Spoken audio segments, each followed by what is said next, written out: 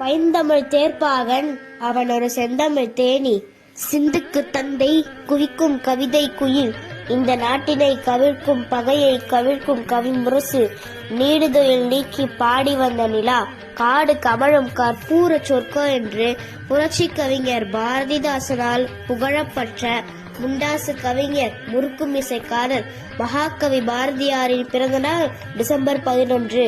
இந்நாளில் பாரதியின் பெண் விடுதலை குறித்து பேச வந்துள்ளேன்.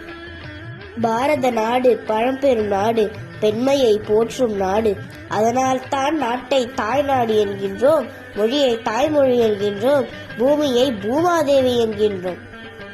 சிந்து, கங்கை, யமுனா, காவேரி, பொன்னி, கோதாவரி என்று நதிகளுக்கு கூட பெண்களின் பெயரை இட்டு போற்றுகிறோம்.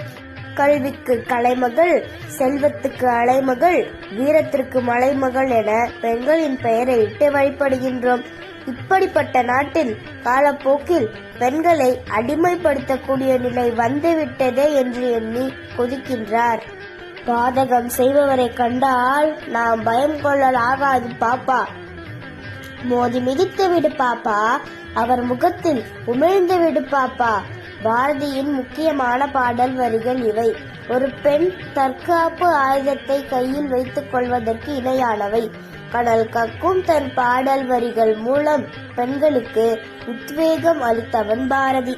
பட்டங்கள் ஆள்வதும் சட்டங்கள் செய்வதும் பாரினில் பெண்கள் நடத்த வந்தோம் என ஆண்களுக்கு எதிராக பெண் நிகரானவள் என முழங்கினார். கற்பு நிலை என்று சொல்ல வந்தால் இரு கட்சிக்கும் அது பொதுவில் வைப்போம் என்று கற்பு பெண்களுக்கு மட்டுமின்றி ஆண் பெண் இருவரும் பொதுவானதுதான் என மிக புதுமையான கருத்துக்களை முன்வைத்தார். பயந்து பணிந்து விரண்டது போதும், இனி தெளிந்து துணிந்து மீண்டெழ வேண்டும். மழலை மனம் மாறாத உன்னை வன்புணர வருவனாயின் மாற வேண்டியது அவனே. மாற்றம் காண்போம் இனியே. அடுத்த அடியை நீ எடுத்து வைத்தால் 1000 கதவுகள் திறந்திருக்கும் உனக்கு. விதி என்று தேங்கி விடாமல் வீரம் கொண்டு வெளிவா பெண்ணே.